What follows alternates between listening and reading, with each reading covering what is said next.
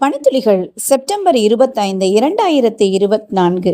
உக்கிரானத்துவம் அதிக மதிப்பு வாய்ந்தது. நீ உன் தேவனாகிய கர்த்தரிடத்தில் உன் முழு இருதயத்தோடும் உன் முழு ஆத்மாவோடும் உன் முழு பலத்தோடும் அன்பு கூர்வாயாக. உபாகமம் 6:5. அமெரிக்காவில் எந்த வாகனத்திற்கு அதிக காப்பீட்டு தொகை கட்ட வேண்டியுள்ளது தெரியுமா?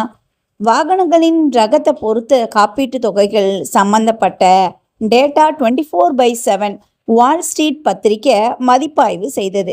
4 கதவுகளுள்ள டெஸ்லா மாடல் எஸ் ரக காருக்கான காப்பீட்டு தொகை தான் அதிகம் என கண்டுபிடித்தது.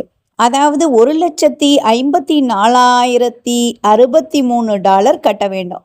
அதற்கு அடுத்த இடத்துல இருப்பது 4 கதவுகளுடைய மெர்சிடஸ் பென்ஸ் எஸ் ரக வாகனமும், அதை தொடர்ந்து மிட்சுபிஷி லான்சர் WD வாகனமும் உள்ளது. காப்பீட்டு தொகை மிகவும் குறைவாக கட்ட வேண்டிய வாகனம் சுபாரு அவுட்பேக் 4WD. ஒரு வாகனத்தை விட மதிப்பு மிக்கது நம் உடல்கள். நாம் தேவனுடைய மகிமைக்காக பயன்படுத்த அவரே அவற்றை நமக்கு கொடுத்திருக்கார். நம் ஒட்டுமொத்த நலனிலும் அக்கறை காட்டுவது உக்கிரானத்துவத்தில் உள்ளது.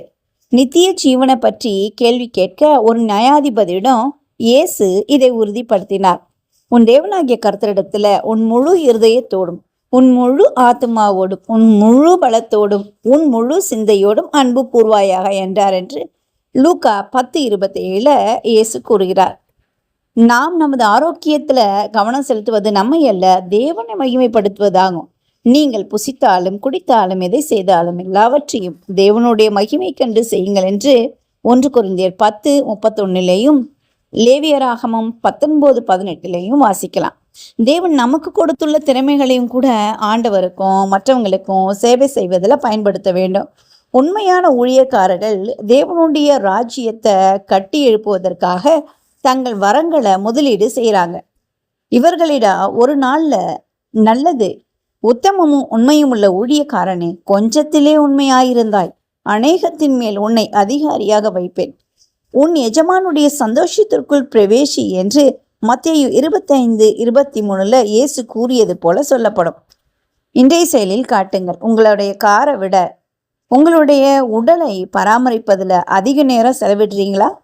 இன்றைய ஆழமான ஆராய்ச்சிக்கு மத்தேயு 25:14-30, ரோமர் 12:1-2, பிலிப்பியர் 4:13 கொடுக்கப்பட்ட வசனங்களை ஆழமா தியானிங்க. இந்த நாள் உங்களுக்கு இனிய நாளாக இருக்கட்டும்.